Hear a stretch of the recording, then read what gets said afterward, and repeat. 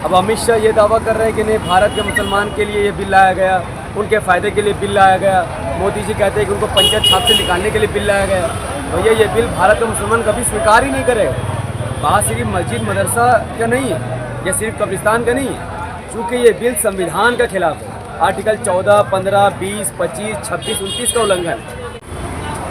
आज मुस्लिम personal law board और अवैसी साहब के पुकार पे पूरे देश में देखा गया कि बत्ती गुल किया गया।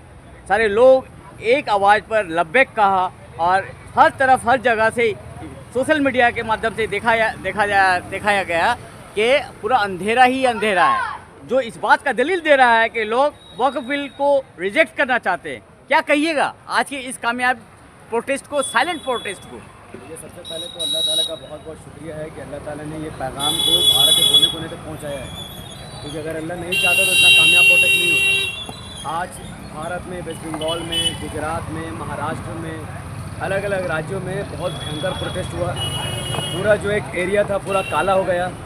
तो ये सब प्रोटेस्ट करने का मेन मकसद ये था कि सुप्रीम कोर्ट को और सरकार को ये पता चले कि भारत के लोग इस बिल के खिलाफ खड़ा है, कोई इस बिल के साथ खड़ा नहीं है। अब अमित शाह ये दावा कर रहे हैं कि नहीं, भारत के मुसलमान के लिए ये बिल लाया गया, उनके फ़ायदे के लिए बिल लाया गया। मोदी जी कहते हैं कि उनको पंचायत छाप से निकालने के लिए बिल लाया गया। भैया ये बिल भारत के मुसलमान कभी स्वीकार ही नहीं करेगा। बात सिर्फ मस्जिद मदरसा का नहीं है, या सिर्फ कब्रिस्तान का नहीं है, चूँकि ये बिल संविधान के खिलाफ है। आर्टिकल 14, 15, 20, 25, 26, 29 का उल्लंघन। तो भारत का कोई भी व्यक्ति कभी संविधान के खिलाफ किसी बिल को एक्सेप्ट नहीं करेगा। तो आज all India Muslim personal law board के कहने पर और AMM नेता ओवैसी साहब के कहने पर बंगाल सहित महाराष्ट्र, गुजरात, तमाम राज्यों में लोगों ने 15 मिनट के लिए अंधेरा किया। उन तमाम लोगों का शुक्रिया। ये विरोध सुप्रीम कोर्ट तक जाएगा। जब वहाँ के वकील सुप्रीम कोर्ट के जज को ये बताएंगे, क्योंकि देखिए सुप्रीम कोर्ट में क्या होगा, एक तरफ तुषार मेहता होगा जो सॉलिसिटर जनरल है, वो BJP की तरफ से केस लड़ेगा। वो कहेगा कि माय लॉर्ड, ये बिल हम मुसलमान के समर्थन में लाए हैं। 2-4 फोटो दिखाएगा, कहेगा देखिए ये मुस्लिम का, ये मौलाना बिल का सपोर्ट कर रहा है, ये मौलाना बिल का सपोर्ट कर रहा है। हमारे जो वकील होंगे, जो all India Muslim personal law board के वकील हैं, जो ओवैसी साहब के वकील हैं, वो इसके काउंटर में सुप्रीम कोर्ट को बताएंगे कि देखिए जब ये बिल पेश हुआ तब हमने QR कोड के ज़रिए से करोड़ों मुसलमानों इसके विरोध में ईमेल भेजा। दूसरी बात, जब ये बिल पास हुआ तब भारत के करोड़ों लोगों ने रास्ता जाम किया।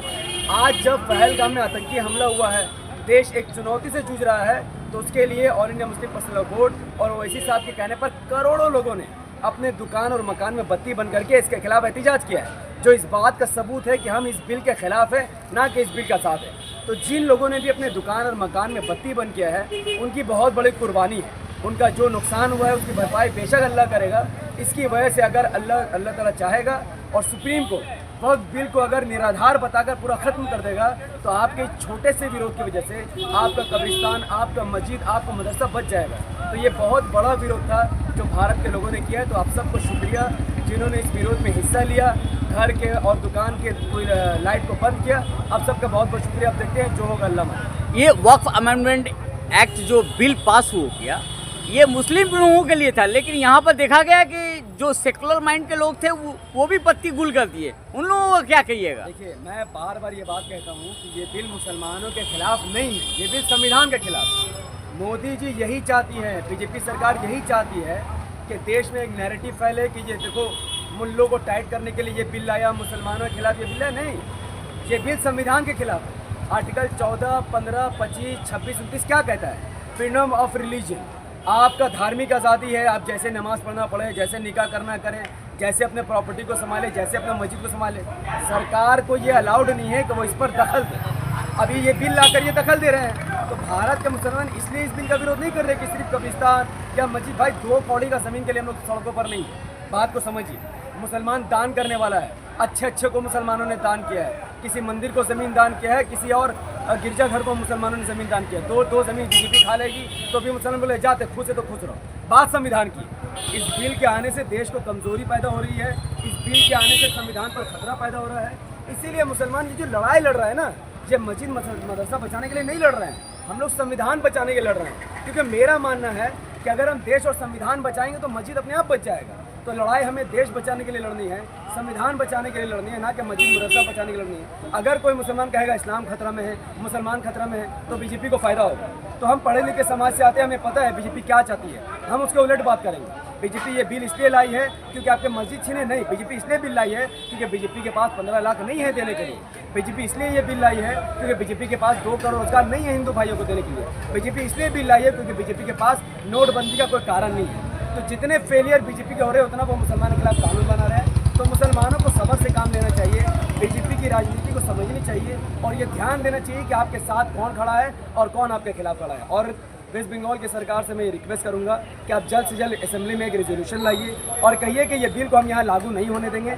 ममता बनर्जी ने मुंह से तो कहा है कि लागू नहीं होने देंगे, लेकिन देश या दुनिया मुंह से नहीं चलता है, लिखित में चलता है। लिखतम का आगे कभी पत्तम नहीं चलता। तो आप असेंबली में एक रेजोल्यूशन लाइए और उसमें पास करके कहिए कि हम इस बिल को बंगाल में खारिज करते हैं। इंशाल्लाह सुप्रीम कोर्ट से 5 मई को जो फैसला आएगा वो ज़रूर आपके सामने आएगा। हमें अल्लाह से उम्मीद है कि ये बिल खराब हो जाएगा, ख़त्म हो जाएगा। अगर सुप्रीम कोर्ट ने भी इस बिल के पक्ष में फैसले दे दिया, इस बिल के समर्थन में फैसले दे दिया, तो भी भारत में मुसलमान ना घबराएगा ना डरेगा। हमारी लड़ाई जारी रहेगी, संवैधानिक दायरे में हमारी लड़ाई रहेगी। क्योंकि हमारा मानना है अगर पीएम हो, सीएम हो, राष्ट्रपति हो, सुप्रीम कोर्ट, अगर संविधान के खिलाफ कोई काम होगा तो हम सड़कों पर उतरेंगे। संविधान के दायरे में कानून बनाएगा, हम चुपचाप उसको मान लेंगे। तो कोई भी हो, कोई देश का माई बाप नहीं है। सुप्रीम कोर्ट हो या सीएम हो या पीएम हो, सब जनता के गुलाम है, जनता के नौकर है। गुलाम नहीं, जनता के सर्वेंट है।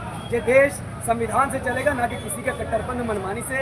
इस देश में आज़ादी है, थी और रहेगी। अगर कोई डिक्टेटर बनने की कोशिश करेगा तो उसका हाल हिटलर जैसा होगा, मुसोलिनी जैसा होगा। आज का light of protest, silent protest कामयाब रहा। अगर ये बिल रद्द नहीं होता है तो आपका ये प्रोटेस्ट का रूपरेखा क्या होगा? देखिए, हम मुस्लिम समाज हमेशा संवैधानिक दायरे में ही प्रोटेस्ट करते हैं। आज राम मंदिर के पक्ष में फैसला आया, बाबरी मस्जिद तो नहीं बना। सुप्रीम कोर्ट ने माना कि वहाँ बाबरी मस्जिद थी। सुप्रीम कोर्ट ने माना वहाँ पर 450 साल नमाज पढ़ी गई। सुप्रीम कोर्ट ने ये भी माना कि आज़ादी से पहले भी मस्जिद थी, आज़ादी के बाद भी मस्जिद थी। लेकिन फैसला हमारे पक्ष में तो नहीं आया। क्या भारत के मुसलमानों ने दंगा क्या नहीं किया?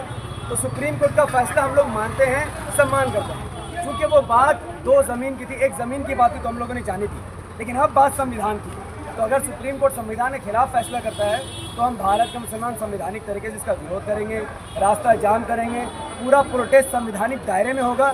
ना हम लोग दंगा करेंगे, ना किसी का घर जलाएंगे, ना किसी पर पत्थर मारेंगे। जैसा गांधी जी ने खामोश रहकर आंदोलन करके अंग्रेज़ों को भगाया, वैसे ही हम लोग भी खामोशी से प्रोटेस्ट